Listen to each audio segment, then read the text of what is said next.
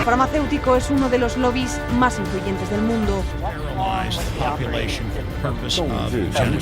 应对挑战，力行力改，破解难题。 Конечно, должны работать кооперативно, должны... Avecina una gran guerra entre la realidad virtual y la realidad aumentada.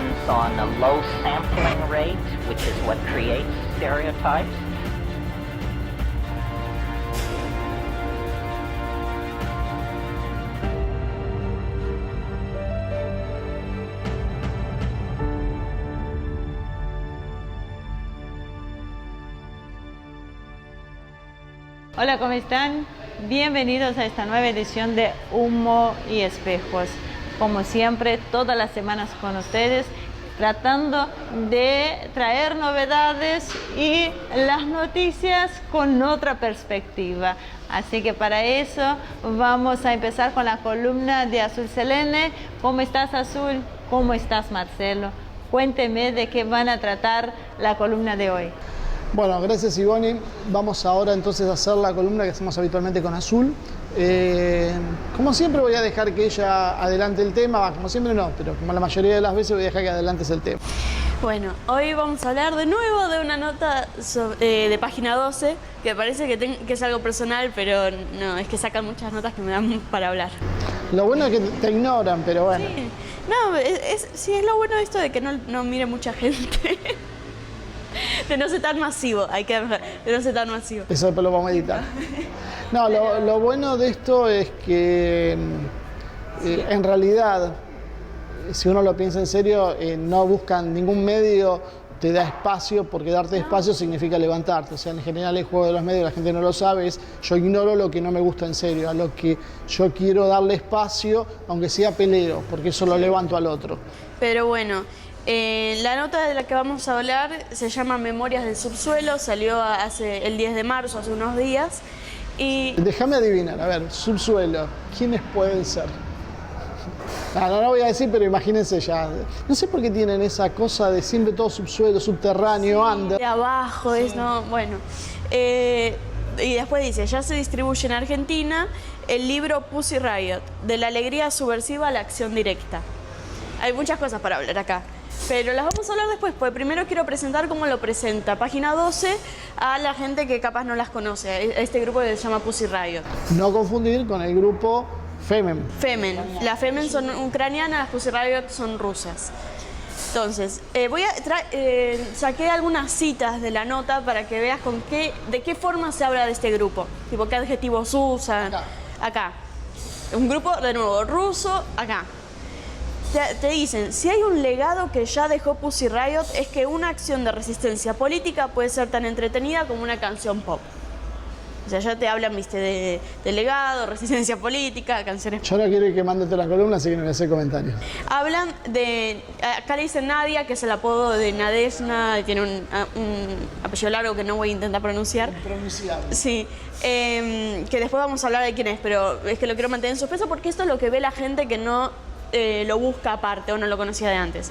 Dice, después de la condena, porque la habían condenado, ya vemos por qué, a Nadia la trasladaron a uno de los peores campos de trabajo forzados de Rusia, Mordovia. Al mes de estar ahí, donde las presas trabajan 17 horas al día, cosiendo uniformes, comen papas podridas, padecen maltrato y la peor mugre, la habían quebrado. O sea, le describen, ya la presentan como alguien que pasó lo peor. Aparte, Rusia tiene prisioneros en cualquier parte del mundo, no te dan papas podridas para comer. Y abajo, ¿qué dicen? Es cosa de héroe aguantar y contar las cosas de la mejor manera posible, porque esta chica es la que escribe el libro. O sea, ya la tratan de heroína. De heroína, te decía, ¿ya pusieron de héroe? De héroe. Uy, qué pifia.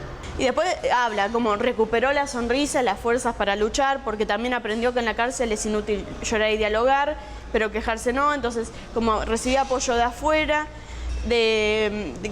porque hubo activistas, apoyo del marido, porque un marido se llama Peter Versilov, y bueno, se peleó con el director de la cárcel, logró que se redujera la jornada laboral, mejorara la comida, o sea, ya la va presentando como una heroína, una rebelde, alguien que va por mejores condiciones para... Luchó en la cárcel solita y consiguió vencer al sistema. Sí. Y después Dice, Nadia se recuerda tímida y nerd y tuvo el primer encontronazo con la burocracia a los 14 años cuando investigó por qué cae nieve negra en su ciudad, la hipercontaminada Norilsk, en Siberia. Y el diario local no se lo quiso publicar. Heredó la conciencia social de la abuela, la seguridad y la terquedad de la madre, la locura y la libertad del padre. O sea, vos pensás la imagen muy positiva, muy increíble de esta chica. La historia... Y por último, sobre la nota, dice, disecciona las figuras de Trump y Putin, las miserias que encarnan y explica el estado del mundo. Hoy tiene 28 años la chica esta. Y ya también te dan el punto de vista político que tiene. Y te baja en línea, porque obvio si hablamos de Trump y si hablamos de Putin es miseria, ya de entrada. Para conocer quién es esta chica, y que ya estamos por la mitad de la columna, si lo voy a hacer rápido, empezó en un grupo que se llamaba Voiná, que era un grupo de arte callejero que lo fundó ella con el marido. Se hicieron conocidos en el 2008 porque hicieron una performance en un museo calificada como orgía reivindicativa en el Museo de Biología de Moscú, en protesta por la reelección de Medvedev.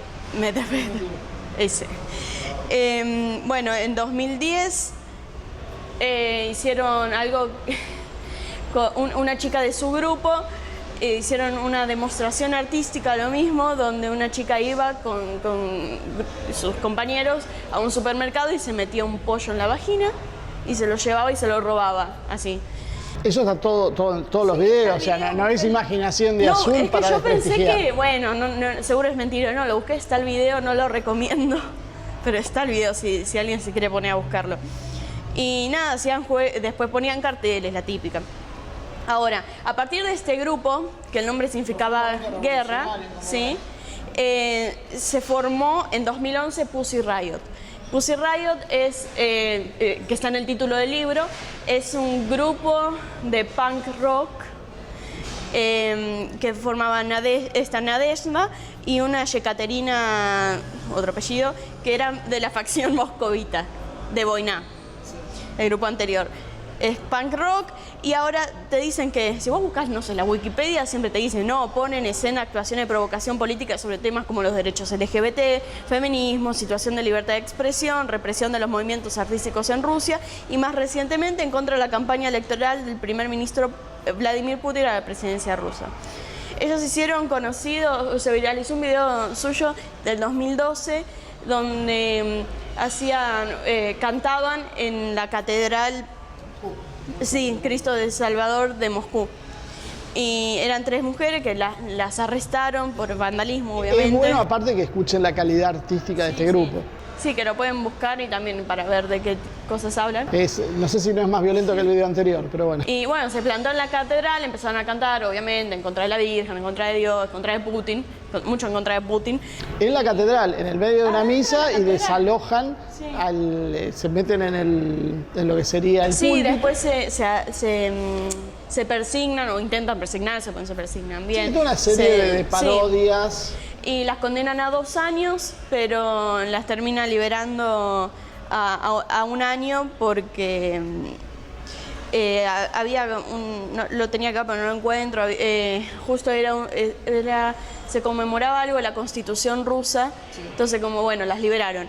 Y con todo esto se ganaron simpatía del público, porque lo usaron como, claro, me están reprimiendo, me tienen presa. La simpatía del público obviamente es en Occidente, en Rusia no cae muy en gracia que lo que ellos consideran hoy sagrado, como es la religión ortodoxa, que es lo que ha regenerado en buena parte el tejido social, sea tratado de esta manera por 3 adolescentes en su momento. Sí, estas como, y esto ya terminamos, me faltan un par de minutos, estas capaz las habrán visto, se cubren la cara con pasamontañas, creo que las de Femer hacen algo similar. Cuando hacen reportajes usan apodos, aunque todo el mundo sabe quiénes son, y trabajan. El colectivo son 10 intérpretes y tienen 15 personas más o menos que tienen aspectos técnicos del rodaje, manejan. Uno podría preguntarse cómo se banca un equipo de esa magnitud. Y ahora, ¿no? hay que pensar también, que es por eso que lo traje, como estas cosas que parecen tan ajenas, un grupo de feministas rusas, ¿qué tienen que ver acá? Es que las toman y ya de nuevo lo está empezando a traer. Página 12 ya empezó a hablar de qué bueno que está el libro que sacó esta chica. Y o casualidad, ¿qué pasa? Viene el concierto. Y o casualidad. Entonces... Todo casualidad, no pensé que se pusieran de acuerdo, no. Pero O sea, tenemos un grupo que no lo quiere nadie en Rusia, con todos los problemas que tiene, alineado obviamente con lo que es el globalismo, financiado extrañamente, porque mantiene un grupo técnico de 15 personas, que uno no sabe cómo estos grupos punks anarquistas pueden bancar semejante equipo técnico, y vienen a tocar acá. Claro, después no quieren que uno sea conspiranoico, no ayudan. Y es curioso, sí, porque es eso, capaz critica y dice, traen casos aislados, no tiene nada que ver con la cultura acá. Pero si te lo están trayendo ellos mismos, te lo trae el mismo Página 12, no es que es un medio que no conoce nadie, o sea, se está empezando a traer, se sigue importando, y se sigue importando lo mismo, nunca de otro lado. Y aparte, bueno, sería bueno, búsquenlo, véanlo por sí mismo lo que son los videos, vamos a ver si podemos poner unos pedacitos, pero después YouTube joroba con el copyright, así que bueno, veremos si técnicamente lo podemos hacer, si no, búsquenlo, sí podemos poner los links en la descripción del video para que ustedes vean de qué estamos hablando, que no es imaginación de Azul. Ya no tenemos tiempo, así que cortamos acá. Bueno, entonces, gracias a Azul como siempre por la columna. No sé si esta vez fue una novedad, porque es un grupo que ya tiene unos cuantos años y mucha gente ya lo conocía, pero va a ser una novedad, sí, igual de todas maneras para mucha gente. Y bueno, y esto es lo que nos está tocando vivir. Así que bueno, vamos con vos y seguimos con el programa. Bueno, muy bien. Ay, Azul, yo también vi este video sobre el cual mencionás. Realmente no recomiendo que lo vean, pero bueno, quienes quieran verlo podrán buscar, lo dejaremos al pie después en los comentarios. Así que muchísimas gracias, chicos, nos vemos la semana que viene, y después del corte vamos a estar con Marcelo en una entrevista con el tema central del programa de hoy, que esperamos sorprenderlos como siempre. Así que no se vayan, enseguida regresamos.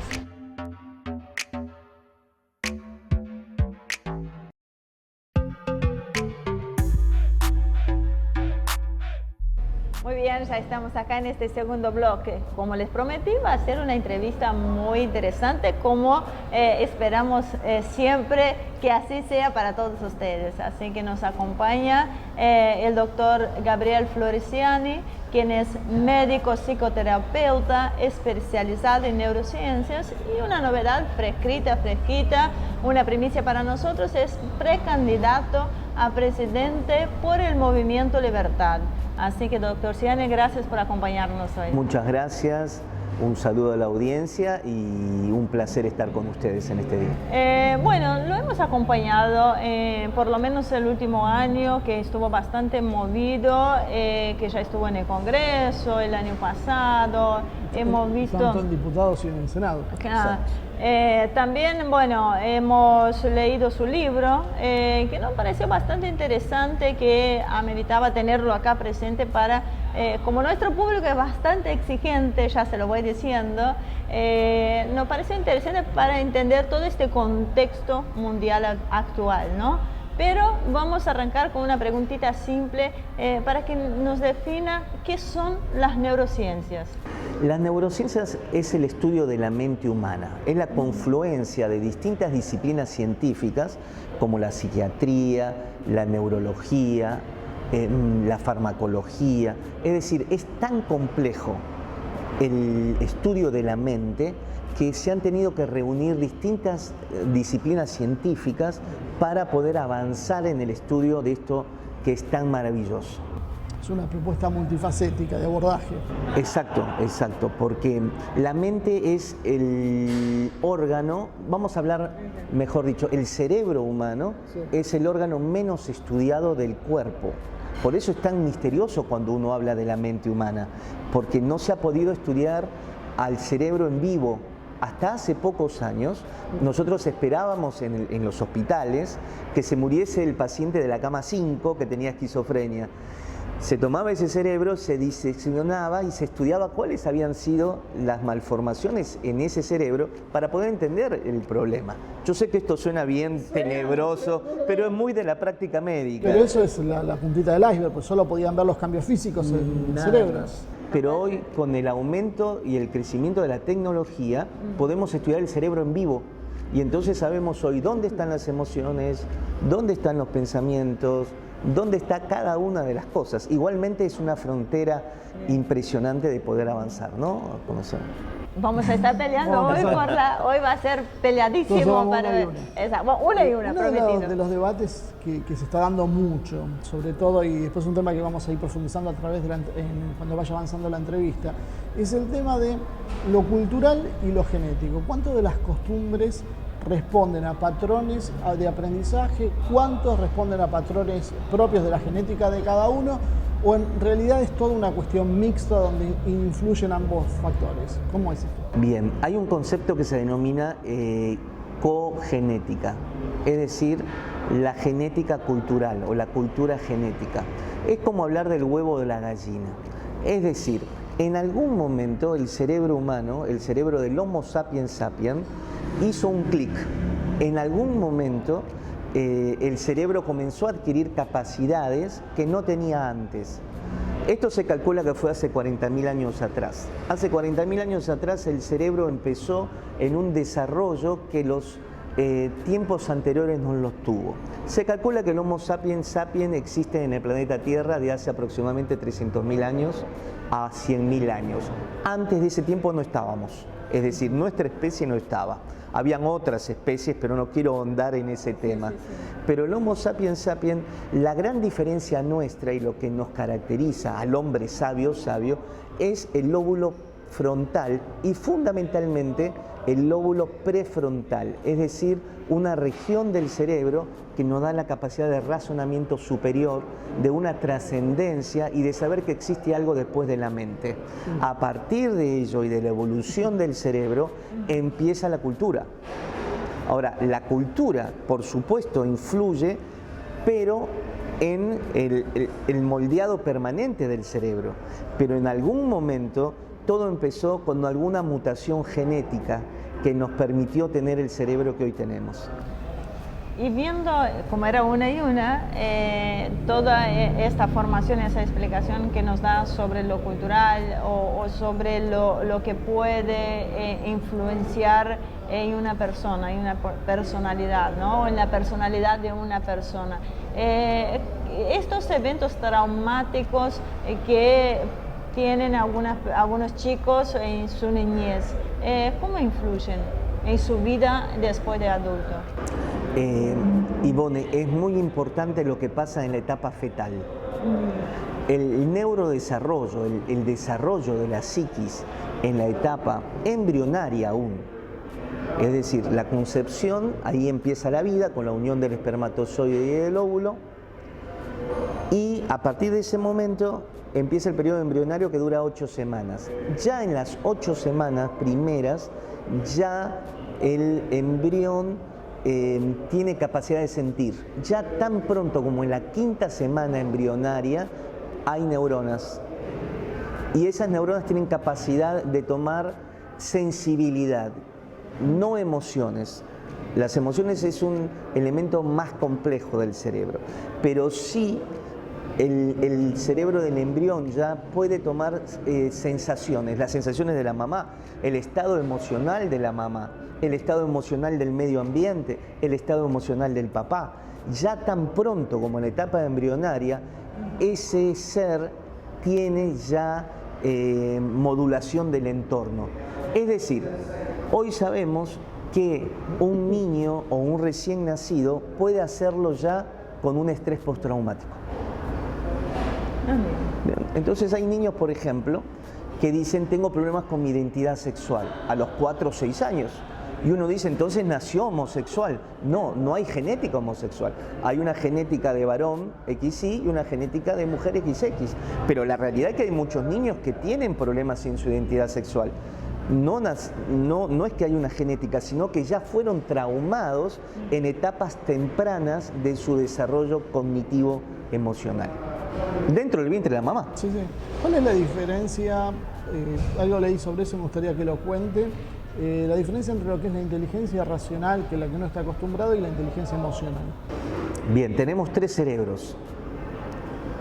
Hablando del cerebro del cráneo. Sí. Bien. El cerebro que está en el encéfalo está dividido en cerebro racional, emocional e instintivo. Cada parte del cerebro tiene una función distinta. La más primaria es la instintiva, la que tiene que ver con nuestra supervivencia, nuestros instintos. Inclusive la elección de los líderes lo hacemos con el cerebro instintivo. La elección de nuestra pareja, el impulso sexual, la sed, el instinto de conservación, es lo más instintivo. Luego, en una segunda jerarquía, el cerebro emocional, en donde está el amor, el odio, la felicidad, la tristeza, y luego, en una jerarquización mayor, el cerebro racional, el que nos permite pensar, tomar conciencia. El cerebro racional nos permite conocer lo que ya pasó en nuestro cerebro. Es decir, que cuando llega a nuestra conciencia es pasado. Y apenas un iceberg de lo que pasa en nuestra mente registramos con nuestra conciencia.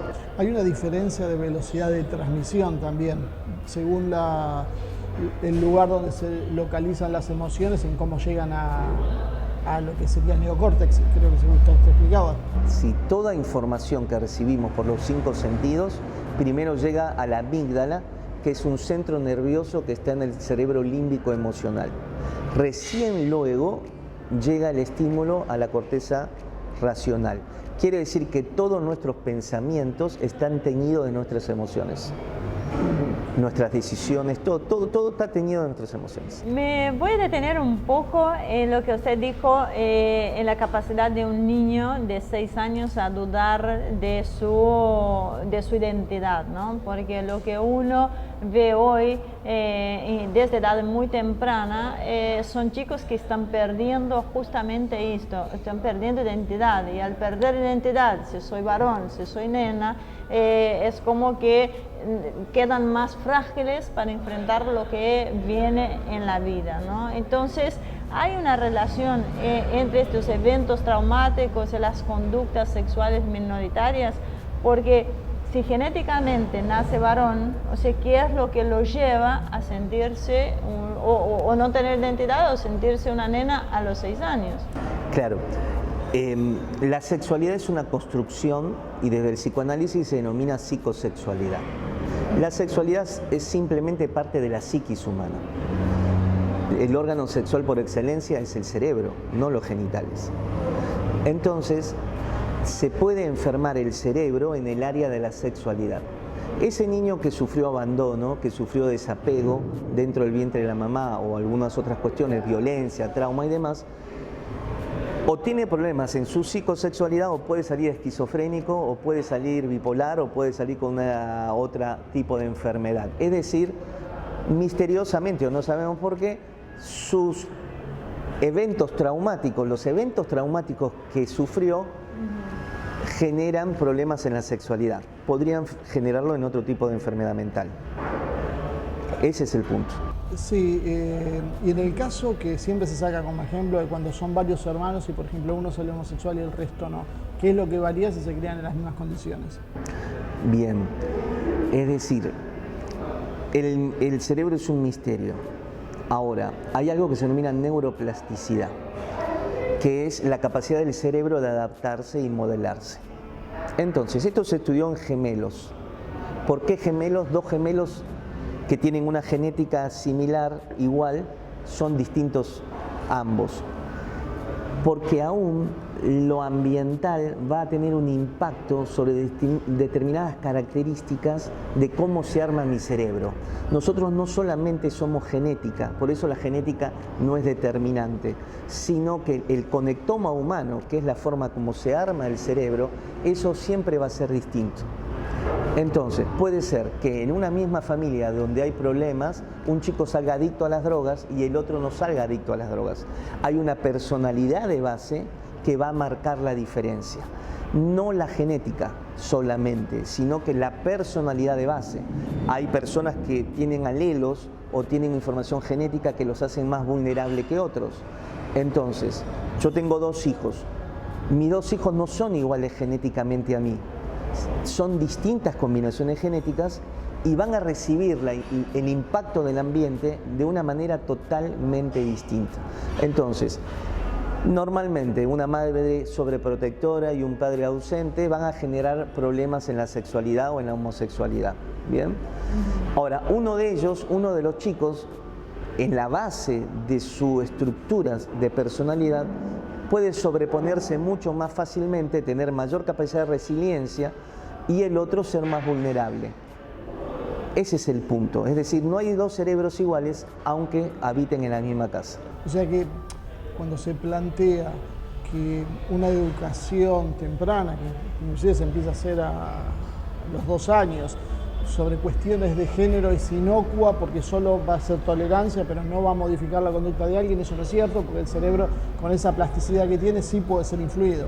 Totalmente. Y más a edades tempranas de la vida. Por eso es tan peligrosa la ideología de género y los creadores de la ideología de género, porque no seamos tan inocentes. La ideología de género tiene un sustento filosófico, sociológico, y tiene muchos años de desarrollo, y hay un sustento teórico muy importante. Hay que sentarse a hablar con un ideólogo de género. Tienen argumentos muy sólidos. Entonces, ellos saben perfectamente dónde tocar, qué manipular, porque saben que la formación del cerebro humano se da en los primeros años de vida, fundamentalmente, y van a modular el conectoma humano, van a modelar el tejido neuronal, y ese tejido neuronal luego va a ser lo que nosotros somos. Y entonces, de origen, están creando seres o manipulando seres en edades muy vulnerables, entonces formándolo a imagen y semejanza de la ideología de género. Por eso algo sucedió en Brasil, porque si no me equivoco fue Dilma Rousseff la que quiso poner la enseñanza de lo que llamamos kitsch gay en las escuelas. Es una cosa que viene en todo Occidente, vamos viendo como ese tipo de programas con distintos nombres y algunas particularidades se instalan en Europa, en Estados Unidos y ahora bajan a América Latina. Que es un manual. Sería como la S acá en la Argentina, pero... La S reformada. La S reformada. No es la S original. Sería, no la conozco tan bien la S, puedo hablar mejor del kitsch gay. Es algo similar, pero lo querían implementar a chicos de 6 años. O sea, yo creo que muchas veces lo que se busca es esto, es formatear a los chicos de edad temprana como para que no tengan la capacidad de un pensamiento propio a futuro. Que una cosa es que se diga que la no discriminación con las personas de diferentes sexualidades, pero otra cosa ya es esta imposición de las políticas de género que la amplia mayoría de la gente no está de acuerdo. Ahora, usted hablaba de que no es tan fácil debatir con los ideólogos de estas teorías de género, ¿no? Pero por otro lado, ellos, las ideologías queer, descalifican a quienes se oponen a lo que como anticientífico, ¿no? O sea, ¿qué nos puede decir sobre esto? Porque ellos tienen esta cosa de todo lo que es comprobado científicamente tiene una buena respuesta para ese tema y no lo creen nada. Para lo queer es todo cultural y aprendizaje. Y el que se opone a eso lo tildan como anticientífico, paradójicamente. ¿Por qué sucede esto? ¿Qué le parece? Las ciencias sociales son subjetivas. Es interpretación subjetiva de la realidad. La ciencia no es una interpretación subjetiva de la realidad. La ciencia usa el método científico para llegar a una definición. Es decir, elaboro una hipótesis, hago la prueba y si esto condice, entonces es una verdad o una definición. La ciencia no es subjetiva. La ciencia tiene elementos claros y contundentes. Entonces, las ciencias sociales, llamadas ciencias sociales, hago la aclaración, me gusta mucho la filosofía, la antropología, la sociología, me encanta la teología también, me gusta mucho las ciencias sociales, aunque soy un hombre formado en las ciencias naturales, no veo la contradicción ni la oposición, pero para que ellos puedan pensar necesitan cerebro. Y si tienen cerebro necesitan neuronas. Y si tienen neuronas para pensar y guardar en la memoria y el aprendizaje, necesitan el hipocampo y necesitan la especialización de las neuronas. Es decir, tienen que llegar a la biología. No hay cultura sin biología. No hay pensamiento sin biología. No pienso con el humo, no pienso con no sé con qué, pienso con las neuronas, que es química, electroquímica, y de eso se encargan las neurociencias, que es ciencia. Sin ciencia no existen las ciencias sociales. O sea, la antropología hoy, la sociología en buena medida, están rechazando ese abordaje, porque es habitual que digan, en los casos que son más transparentes, que la biología, por ejemplo, es una ciencia fascista. Hoy podemos decir realmente que las posiciones que están teniendo las ciencias sociales terminan siendo acientíficas precisamente por rechazar las bases, los patrones que determinan lo que es una ciencia. Por supuesto, es decir, no es demostrable, es simplemente una interpretación subjetiva, y la ciencia, nosotros no llegamos a una conclusión subjetivamente si hay un cáncer o no hay un cáncer, si hay un tumor o no hay un tumor. Si la ecografía dice que tiene un cáncer, tiene un cáncer. La interpretación no es, no va. Cada uno piensa si esto me siento con cáncer o no me siento con cáncer. Los médicos no nos podemos dar el lujo de no ser precisos y de usar la subjetividad, porque se nos muere el paciente. Eso me gusta mucho de las ciencias sociales, porque te digo la verdad, me encanta el ejercicio de las ciencias sociales, porque es una diversión, abrir la mente y pensar y disquisiciones. Pero si vamos a la realidad concreta y real, al menos podríamos decir que todo este cambio de patrones culturales son un salto al vacío, en el mejor de los casos, en el caso más favorable, porque no hay una forma de certificar que lo que estamos haciendo estamos haciendo en el mejor de los casos, un experimento gigantesco. Claro, y antinatural. La última pregunta antes de ir al corte, donde vamos a retomar con algo más de geopolítico, digamos, ¿no? El feminismo hoy, que lo vemos y que yo veo los videitos de las mujeres, y te digo la verdad, lo siento por muchas de estas mujeres que están ahí, pero realmente no me representan, me dan mucha vergüenza. Eso le pasa a la mayoría de las mujeres. Es que el feminismo termina siendo un 5 o 10% de la población, precisamente porque hay un rechazo. Claro, porque es muy feo ver una mujer denigrarse de esta manera. O sea, ¿cómo querés combatir el supuesto sometimiento de las mujeres, el supuesto flagelo de las mujeres, denigrándolas de esta manera, ¿no? Ahora, este feminismo, las características que se presentan, ¿no se asemejan a los de una secta? A una secta, pero te diría más, el fenómeno que hoy estamos viendo ni siquiera es feminismo. Los ideólogos de género critican el feminismo porque dicen que se quedan cortos. Entonces, sí, es una ideología, es una secta, yo lo definiría como una ideología, un formato de pensamiento cerrado, el cual conlleva a la gente a pensar de esa manera. Lo tengo que llevar a un corte porque ya de la parte técnica ya están por tirarme con una tiza, así que no se vayan, enseguida regresamos.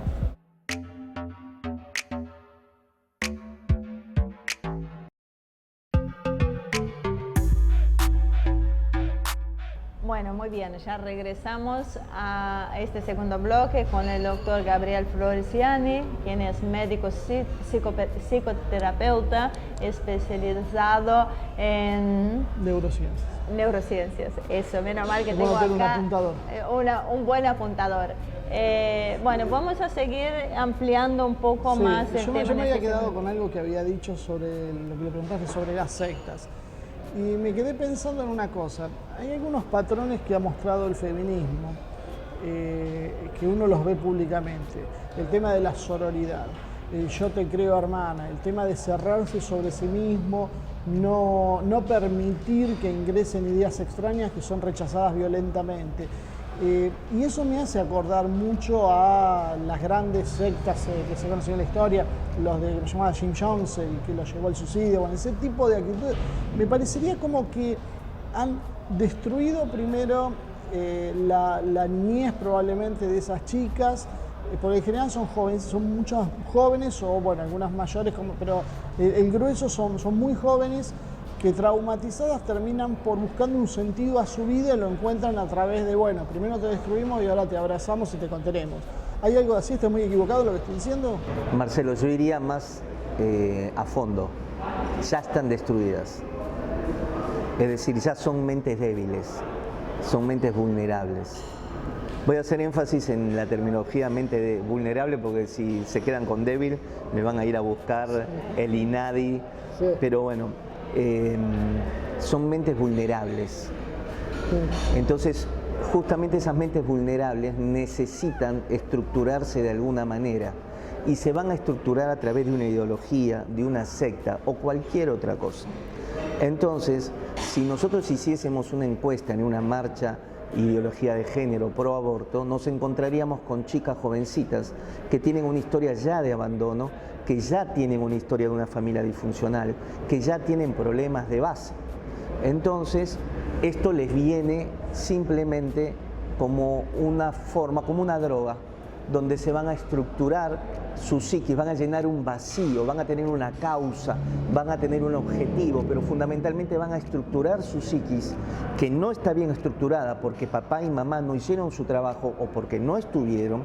Entonces necesitan a estas líderes o necesitan la ideología para poder estructurarse y no caerse en el vacío. ¿Sí? Entonces, eso es un poquito, por favor. ¿Qué papel jugó en esto las chicas que se criaron viendo Disney y todo ese paquete de series y cosas que va generando Hollywood y que hoy vemos que se han popularizado en Netflix, todas estas teorías donde parece que cada serie que uno va a ver o cada película tiene que tener un condimento de ideología de género? Claro, pero otra vez más, si hay una familia continente, si hay un papá que se sienta en la mesa y claramente baja una enseñanza clara de lo que corresponde, por supuesto que ese niño, esa niña, ese adolescente va a ver Netflix, pero el papá, y básicamente el papá, tiene inherentemente una autoridad en su palabra, donde nuestros hijos nos van a creer primero a nosotros que a la serie. El problema de la serie... Ahí ya lo crucificaron, doctor Ciani, perdón. Ya con lo de los papás ya lo pongo claro. El rojo en ti. Pero el gran problema es que no hay papás, Ivonne. Bueno, pero el papá lo convencieron las generaciones anteriores de que no tenía que ejercer ese papel y que tenía que ser amigo de su hijo. Y bueno, ahí está el error. Mira, me pasó una vez con mi hija Carla Melina y me comentaba de una amiga de acá para allá con el papá y mira el comentario que me hace. Me dice, porque el papá es amiga de ella y ella es amiga del papá. Y a mí me sorprendió, como diciendo... Vos no sos mi amigo y no quiero que seas mi amigo, quiero que seas mi papá.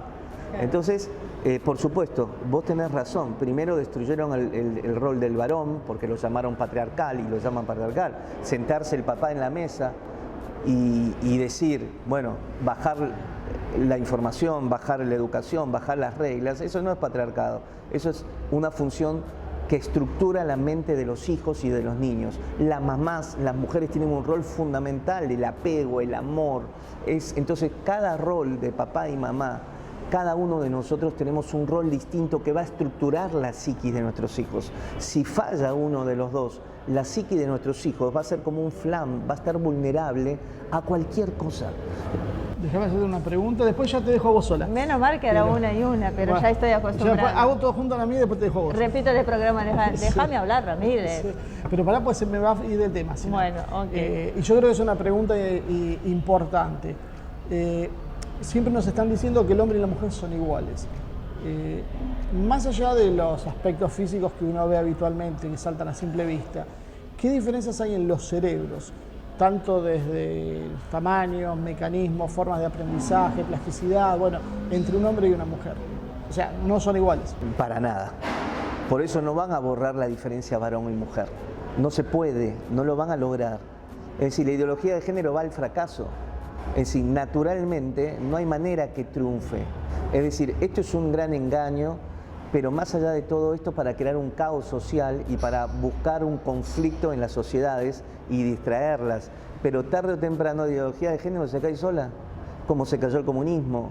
¿Y cuáles son las diferencias físicas entre los cerebros? Por ejemplo, el cerebro de la mujer, las neuronas están mucho más cercanas a la de los varones. Las áreas del lenguaje, las mujeres tienen mayor cantidad de neuronas en esa área, por eso tienen mayor capacidad de hablar. Esta capacidad, que sus neuronas están más cercanas las unas a las otras, les da la posibilidad de hacer muchas cosas a la vez. La famosa mujer multitarea, que nosotros nos enfocamos en algo. Nosotros nos enfocamos en algo. Esto me parece una excusa, doctor. Perdón. Pero hay una explicación física. Ok. La mujer es más emocional, más holística, es decir, más general, puede integrar mucho más cuestiones que nosotros los varones. Las damas, las mujeres tienen una capacidad de leer los rostros que nosotros no tenemos. El famoso sexto sentido de la mujer existe a nivel neuronal, es decir, Ivone tiene mayor capacidad de leerme a mí emocionalmente que vos, Marcelo. De eso no hay duda. Lamentablemente siempre va a discutir y siempre eso tuvo razón. Por eso, entonces, eso es lo bueno del matrimonio, porque mi mujer tiene elementos que a mí me faltan y viceversa, y un buen matrimonio trabajando en equipo es imbatible. Y el hombre es más lógico. Es más racional, es más lógico. Y más estable emocionalmente.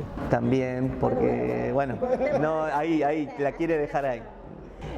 Voy a hacer un paralelo. Uno la tiene clara que no todo lo que sucede en otro país se puede agarrar el paquetito e implementarlo en la Argentina o en cualquier país. Pero siempre hay algunas cuestiones que uno podría observar y adaptar a lo nuestro, ¿no? Siempre me viene la idea, por la temática de nuestros programas, de los líderes actuales mundiales, ¿sí? Vamos a empezar con uno bastante conflictivo en su personalidad, que es Trump, el cual tuvo bastante problemas con el tema de las ideologías de género, que incluso ha sacado la financiación para estas organizaciones.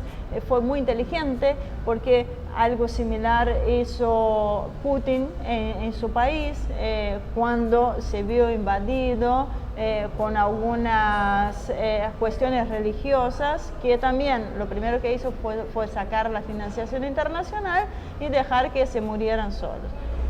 Teniendo idea de estas dos cosas, Putin, para reconstruir Rusia, uno de sus ejes fue hablar de la tradición, del nacionalismo y de la familia tradicional, vaya la redundancia, ¿no? La Argentina de hoy, vemos una división muy grande entre el pueblo. Estas políticas de géneros es una causal de esta división. Y una de las preguntas a alguien que supuestamente es precandidato a presidente de este país, ¿cómo se piensan manejar para unificar? O sea, Putin la tuvo clara. Yo no voy a correr atrás de nada. Necesito restaurar Rusia, necesito unir el país, necesito dar una identidad. ¿Cuál sería la visión estratégica que podríamos pensar en un país como el nuestro hoy? Muchos discursos. Esto es una batalla dialéctica, es una batalla en el lenguaje. Acá la batalla es en la oratoria, en la dialéctica, en la capacidad de llegar a las personas con el discurso correcto. Los medios de comunicación o los grandes medios concentrados, que obviamente tienen intereses fuertes, no nos dejan hablar, no nos dan espacio, porque la cuestión es callarnos. Nosotros, durante el tema de la legalización, el intento de legalización del aborto, hicimos muchas marchas en todo el país. Íbamos a la Quinta de Olivos, hemos juntado más de 10.000 personas marchando alrededor de la Quinta de Olivos, diciéndole al presidente Macri que cumpla su palabra, porque él se había comprometido a no despenalizar el aborto y después lo impulsó. Pero eso no salió en los medios, no nos ponen los micrófonos. Gracias a Asia Televisión, porque nos permite Asia TV hacerlo, pero no nos ponen los micrófonos, porque justamente ellos saben de que la pelea es dialéctica, la pelea es comunicativa, la pelea es en el cerebro racional. Y entonces, cuando yo doy argumentos, cuando yo hablo y explico, el relato de la ideología de género se cae a pedazos, porque no tiene sentido común, no tiene sustento político, no tiene sustento ni siquiera filosófico, no tiene sustento ni antropológico, no hay sustento de nada, por eso nos callan, por eso nos cierran los medios de comunicación, porque no nos pueden dejar hablar. Entonces, para ganar la nación, para transformar la nación, debemos de hablar, enseñar sobre la patria, sobre Dios, sobre los valores, sobre la importancia de la familia. Pero eso hay que hablarlo, hay que enseñarlo. Pero en eso, ahora me toca a mí, Ramírez, porque me dijiste que yo podía hacer más de una pregunta seguida. Tus preguntas son bueno, largas. Pero lo que pasa es que es lo que la gente quiere saber. Son exposiciones, ¿no? Bueno, lo que pasa es que esta contra es real, que hay mucha gente que no está a favor siquiera de lo que dicen los grandes medios de comunicación. Notamos que quizás la dirigencia política, la oposición, no ha encontrado la manera de llegar a la gente común, que no sea a través de los medios de comunicación, porque siguen yendo, pero no llegan con su discurso. Pero por otro lado también están ganando otro tipo de gente que hoy son llamados libertarios, que también se oponen a estas ideologías de género, pero avalan a una economía neoliberal que no sé si es lo que el país necesita hoy. Se oponen a la ideología de género, pero bajo otras bases. O sea, el tema de yo puedo hacer lo que se me da la gana sin ningún tipo de limitación, entonces esto me limita, entonces por lo tanto yo me pongo. Exacto.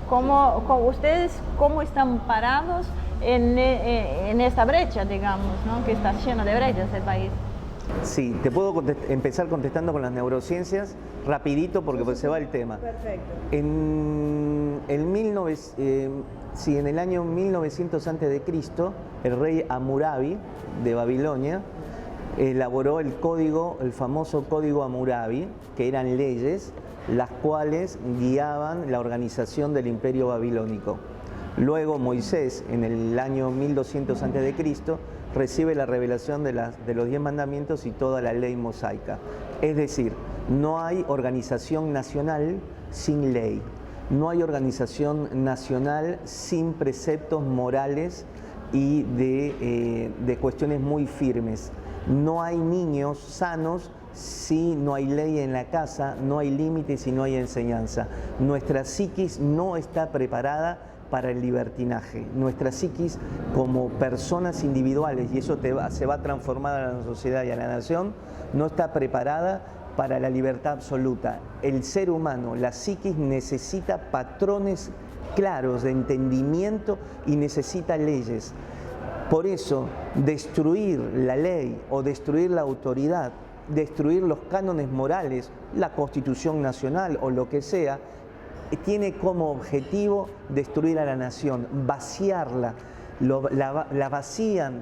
Por eso el presidente Putin abreva y se fundamenta en los valores tradicionales de Rusia, de la Iglesia Ortodoxa, porque él está recogiendo la estructura que la psiquis humana necesita. Ahora, si yo destruyo mi historia, destruyo mis patrones morales y culturales, destruyo mi identidad como ser humano, me vacío y soy fácilmente manipulable por las élites mundial, porque cuidado, aquí están las élites mundial con esta necesidad del dominio hegemónico de todas las naciones. Ahora, ya no se puede invadir países como se invadía antes, ya no se puede porque no está bien visto. Entonces la batalla hoy no está con los tanques, los aviones, ni los misiles. Hoy la batalla está en la conquista de la mente. El que tenga la mente de la humanidad, entonces tendrá el control del mundo. Bueno, eso en términos militares hoy siempre lo venimos tocando en este tema, que bueno, las guerras psicológicas, culturales, es la primera fase, la decisiva. Si se hace bien eso, muchas veces no se llega ni siquiera al enfrentamiento militar, ya se destruye el enemigo por dentro. Ahora, usted dijo una cosa, me gustaría ligarlo con algo que estábamos hablando antes, que la pelea es sobre las mentes y que ellos buscan que no se pueda hablar para evitar esa cuestión racional de lo que está pasando. ¿Cómo es el tipo de mensaje que están usando? Porque en realidad uno ve que se enfocan en lo emocional, lo ha dicho Durán Barba muy claro, o sea, el voto es emocional, no es racional, y esa cuestión la manejan en todo, apuntan a sentimientos. ¿Cómo es este proceso? ¿Cuáles son los blancos que se eligen y por qué? Claro, porque justamente Primero destruyo la educación. Le enseño a la gente a no pensar, a vivir en sensaciones, con lo primario. Todos pensamos con los 3 cerebros, instintivo, emocional y racional. Pero si yo destruyo la educación y no ayudo a fomentar lo racional, entonces queda el pasto para lo emocional y para lo instintivo. Es decir, yo necesito el cerebro completo. Por supuesto que voy a elegir candidatos con mi sistema instintivo por distintos factores, emocional también, pero si yo estoy educado, si tengo una buena educación y me dieron de comer, Marcelo, bien en los primeros 6 años de vida y 10, y recibí las proteínas adecuadas, mi cerebro va a tener una capacidad cognitiva de razonamiento, de inteligencia, que si no recibo una buena alimentación y no un ambiente familiar de protección, entonces mi cerebro va a ser un cerebro débil, que va a ser fácilmente manipulable porque directamente van a entrar en el cerebro instintivo y emocional donde lo van a poder manejar. Pero si yo estoy bien alimentado, bien educado, bien formado y sé quién soy, entonces no van a poder actuar tan fácil sobre mi cerebro emocional. Me van a tocar emocionalmente, pero inmediatamente mi cerebro racional va a pegar una segunda mirada y voy a pensar y voy a poner el sentido común. Y entonces, destruyendo la familia y destruyendo la alimentación y un desarrollo de la psiquis en buen estado, entonces sí, fácilmente voy a poder tomar estas áreas del cerebro. Esto está planificado porque otra de las cosas que suelen decir es una conspiración. O sea, es una fantasía, ustedes creen, pero nadie planifica una cosa así. ¿Esto hay centros dedicados a planificar esta ingeniería social? Totalmente. Y la última pregunta, porque ya estamos con el tiempo. Responderme. Bueno, pero Totalmente. agrego a su pregunta. Amplía la pregunta. La pregunta, ¿cuáles son los mecanismos psicológicos que utilizan para el control de las masas, ¿no? Que viene también en relación a la pregunta de él. Y con esto cerramos por hoy. Todo lo que vivimos hoy, pensamos, comemos, miramos, está pensado hace 50 años atrás. Hay grupos de pensamiento, las usinas de pensamiento. Hay empresas donde yo puedo ir y decirle, yo quiero ser presidente de Argentina, y ellos me estudian el cerebro de las personas argentinas y me dicen qué es lo que tengo que decir y hacer. Pero ante eso, no crean que nosotros pensamos lo que queremos y sentimos lo que queremos. Ya estamos formateados para creer lo que creemos y sentir lo que sentimos. Nada es por casualidad. No nos van a dar esa posibilidad de que podamos ser libres. Pero aquí otra vez más, la educación es el enemigo número 1 de ellos y la subalimentación. Porque si yo doy educación y buena alimentación, entonces yo voy a darme cuenta que hay cosas de la realidad que me han construido, porque nos construyen las realidades, pero si mi mente está preparada, educada, fortalecida, y entonces yo voy a criticar la realidad, la cual sabemos que la realidad no es solamente como la vemos, sino que hay muchas realidades. Y entonces, si mi mente es vulnerable, frágil, débil y no piensa, solamente voy a aceptar la realidad que me han creado y no voy a poder pensar o repensar de que no es la única realidad. Doctor Luciani, muchísimas gracias por acompañarnos hoy. Por favor, muy amable, muchas gracias por la invitación. Muy bien, hasta acá llegó el programa de hoy. Bueno, saquen sus propias conclusiones. Humo y espejos es así, ya viene hace tiempo, escuchando otras voces, ¿no? Otras voces donde quizás no haya tanto humo y podamos evaluar mejor la realidad. Siempre está bueno escucharlos a todos y que uno mismo pueda tener la capacidad de hacer su propio análisis. Así que, como siempre, muchísimas gracias por acompañarnos. Los invitamos a que se suscriban a nuestro canal de YouTube, Asia TV Producción, donde subimos estos programas una vez emitidos en televisión, y que dejen ahí sus comentarios e inviten a sus amigos que hagan lo mismo. Nos vemos la semana que viene con una nueva edición de Humo y Espejos.